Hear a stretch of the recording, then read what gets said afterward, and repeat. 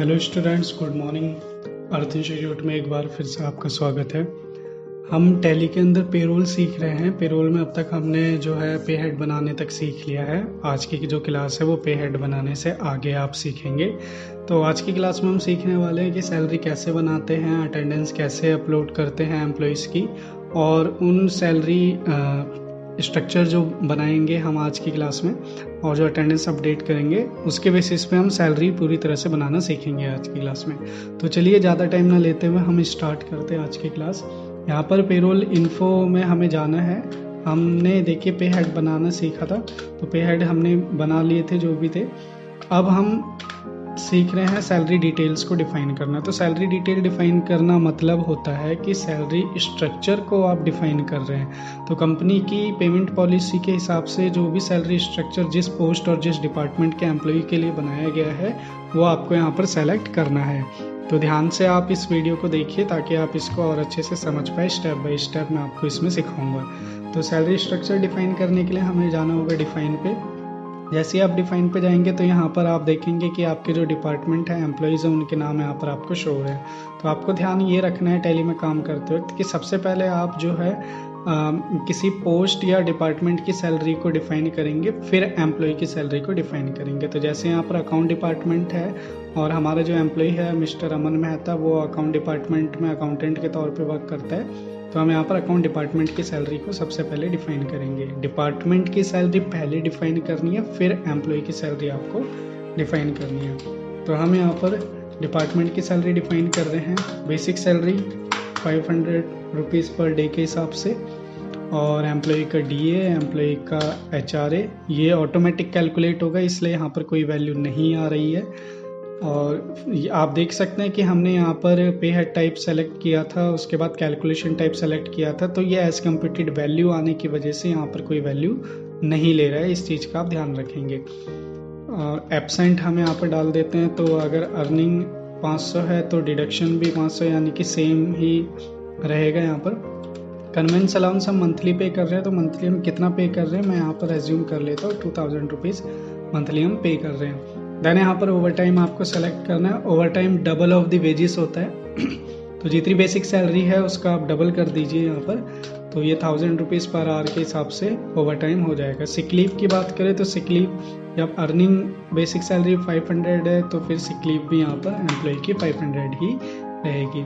End of the list करते हैं, क्योंकि हमने सारे पे हेड जो भी इस पोस्ट के लिए एप्लीकेबल थे, डिपार्टमेंट के लिए एप्लीकेबल थे, वो हमने सभी ले लिए हैं। इसी तरह से आप बाकी डिपार्टमेंट, बाकी पोस्ट की भी सैलरी स्ट्रक्चर को डिफाइन कर सकते हैं। या आप देखिए कंप्यूटेड ऑन यहाँ पर आपको दिखा रहा है basic salary and basic salary plus DA, जिसके लिए दिखा रहा है। तो इसके लिए वैल्यू यहाँ पर नहीं है, यानी कि ये वैल्यू इनको कैलकुलेट करने के बाद यहाँ पर हमें मिलती है।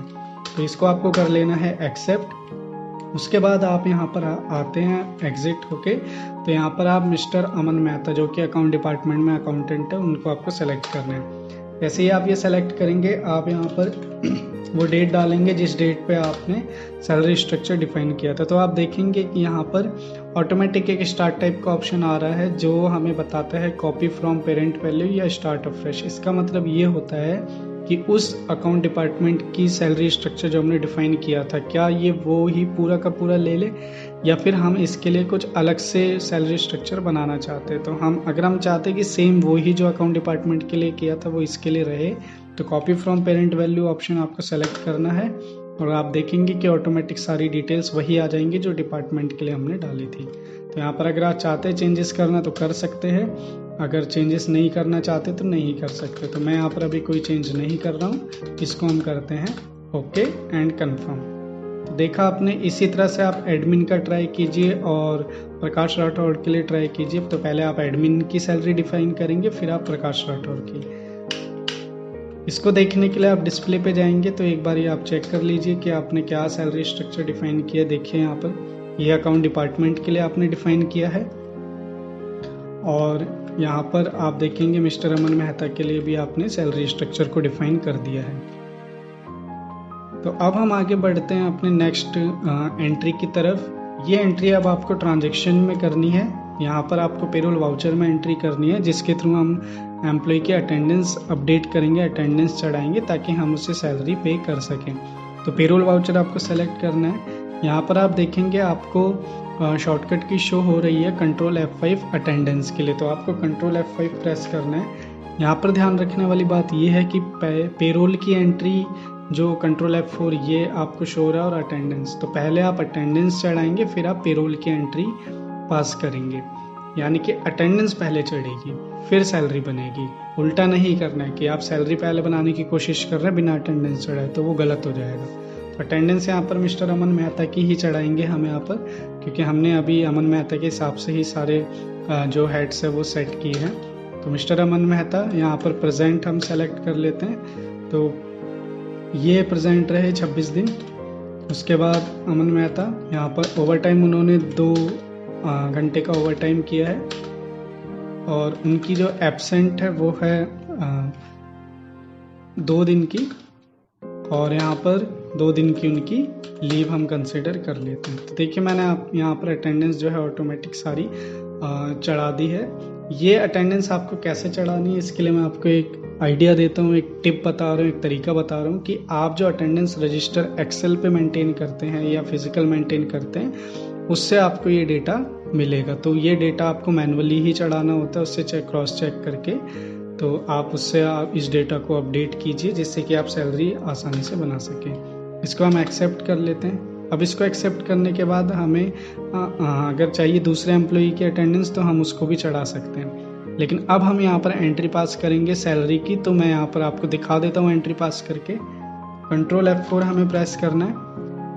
जैसे ही कंट्रोल F4 प्रेस किया मैंने, तो आप देखिए यहाँ पर पेरोल का जो वाउचर है वो हमें यहाँ पर शो हो गया है। सैलरी हम कैसे देने वाले हैं, कैश में या बैंक में, आपके पास लेजर होना चाहिए।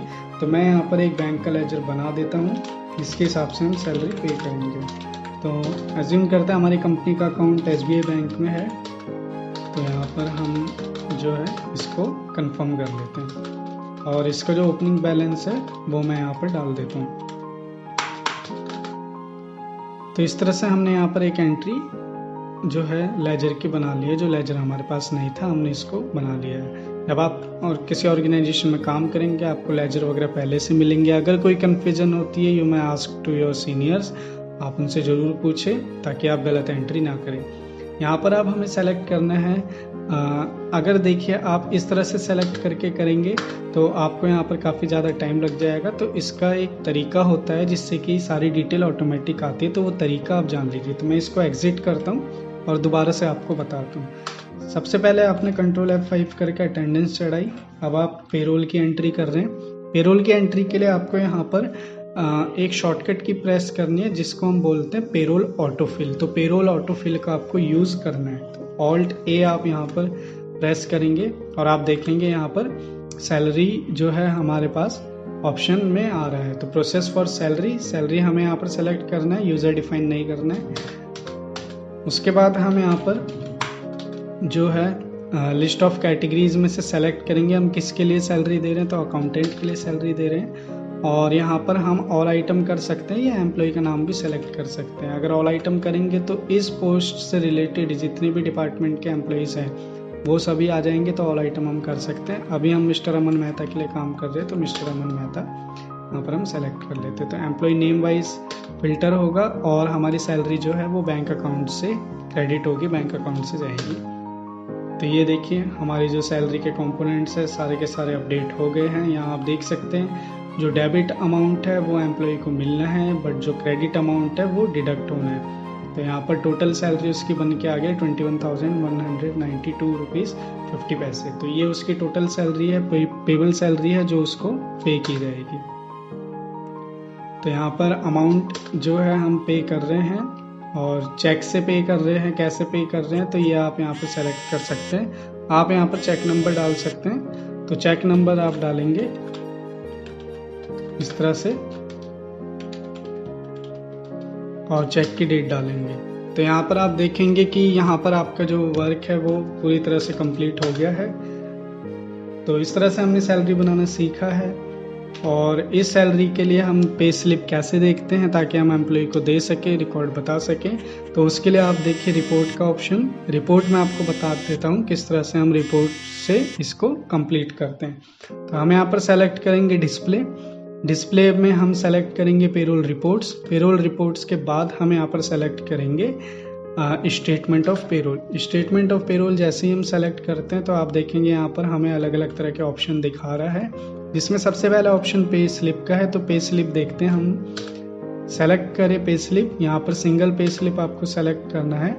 तो जिस एम्प्लॉय की आपने सैलरी बनाई है मिस्टर अमन मेहता, उसकी आप सैलरी स्लिप यहाँ से जनरेट कर सकते हैं। तो ये देखिए सैलरी स्लिप यहाँ पर आ गई है। इसको प्रिंट करने के लिए ऑल्ट पी का आपको यूज़ करना है। अगर एक्सपोर्ट करना चाहते हैं तो ऑल्ट ई का आप यूज़ कर सकते हैं। तो मैं आपसे यही एडवाइस करूँगा, एक बार आप इसे प्रिंट और एक्सपोर्ट करके ज़रूर देखें ताकि आप इसको समझ पाए। चलिए पे स्लिप को मैं थोड़ा सा एक्सप्लेन कर देता हूँ आपके लिए। देखिए इसमें आप देखेंगे employ number, function, designation, location, bank detail, ये सब डिटेल आपको एम्प्लॉय की शो हो रही है जो कि एक पे स्लिप में होती है। उसके साथ ही यहाँ पर आपको टैक्स रिजीम के लिए डिटेल्स दिखा रहा है, एम्प्लॉय का pan number, UN number, PF, ESI number, जो डिटेल हमने एम्प्लॉय की प्रोफाइल में डाली थी वो सभी डिटेल दिखा रहे हैं। अटेंडेंस डिटेल आपको शो कर रहा है यहाँ पर कि अटेंडेंस उसके किस हिसाब से कैलकुलेट की गई है। तो कौन से महीने की आप देख सकते हैं, पे स्लिप अप्रैल महीने की, यानी कि अप्रैल महीने की सैलरी की उसको अटेंडेंस पे की गई है, जो सैलरी है वो पे की गई है। अर्निंग और डिडक्शंस अगर आप देखेंगे तो यहाँ पर अर्निंग और डिडक्शन में क्या क्या है वो आप देख सकते हैं। तो एम्प्लॉय की यहाँ पर ग्रॉस सैलरी आपको शो हो रही है और यहाँ पर डिडक्शन में एब्सेंट का अमाउंट शो हो रहा है। तो इसी तरह से टोटल कैलकुलेट करने के बाद उसका जो ग्रॉस अर्निंग बनी थी वो बनी थी 22,192 रुपये और एब्सेंट का जो अमाउंट है वो 1,000 रुपये बना था। ठीक है, तो ये आप देख सकते हैं। इस तरह से आपने आज की क्लास में सीखा सैलरी बनाना, सैलरी किस तरह से आपने बनाई और किस तरह से सैलरी से आपने पे स्लिप जनरेट करी। आशा करता हूँ ये टॉपिक, ये वीडियो आपको समझ आया होगा। आप इसकी और प्रैक्टिस कीजिए 3 बार, 4 बार, 5 बार, जब तक आप इससे सेटिस्फाई नहीं हो जाते हैं। आप प्रैक्टिस अच्छे से करिए इसकी, ताकि जब आप काम करें तो आपको कोई प्रॉब्लम ना आए। चलिए, तो आज का वीडियो हमारे लिए यहीं ओवर होता है। Thank you so much earth institute से जुड़े रहने के लिए आपका।